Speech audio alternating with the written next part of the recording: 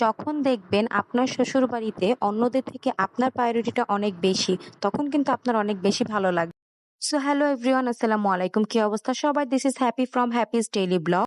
বরাবরের মতো আজকে নতুন একটা ভিডিও নিয়ে আসলাম। ভিডিওটা হচ্ছে আমার চাচী শাশুড়ির ছাদে লেবুর গাছ, আর সেই লেবুর গাছে এই প্রথম হচ্ছে লেবু ধরেছে। এই জন্য আমাকে বলতেছে যে আমি নাকি লেবুর গাছের থেকে লেবু আগে ছিঁড়বো। আর যখন আমাকে এই প্রায়োরিটি দেওয়া হয়েছে তখন আমার অনেক বেশি ভালো লেগেছিল।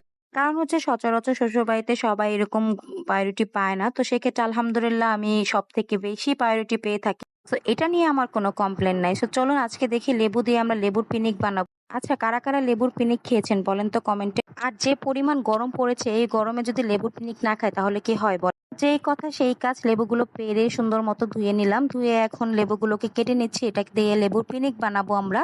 লেবুগুলো মাশাআল্লাহ অনেক সুন্দর হয়েছে। আর লেবুর যে ছুলকাগুলো এগুলো অনেক মিষ্টি, এবং হচ্ছে লেবুর রসটাও কিন্তু মিষ্টি মিষ্টি, দেখতে অনেকটা জাম্বুরার মতো লাগতেছে আমার কাছে। বাট যদিও এটা লেবু, দেন হচ্ছে আমি সুন্দর মতো লেবুগুলোকে কেটে নিচ্ছি। যদিও আমার কাটতে একটু কষ্ট হতেছে, তারপর আমি লেবুগুলোকে কাটতেছি।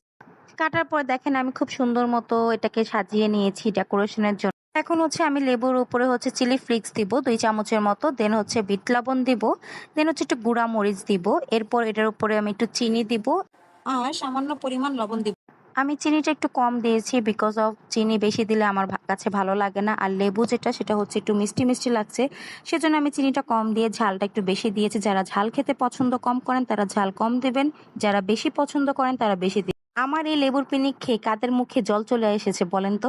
বিশ্বাস করেন, আমি যখন ভিডিওটা এডিট করছিলাম তখন আমার মনে হচ্ছে ইস, আমি যদি আরেকবার খেতে পারতাম। আমার কিন্তু জল চলে আসছে। লেবুর পিনিক খাওয়ার পর কিছুক্ষণ ওয়েট করার পর দেখলাম চাচি পাস্তা রান্না করতেছে। তো চলে গেলাম তার কাছে পাস্তা রান্না দেখার জন্য।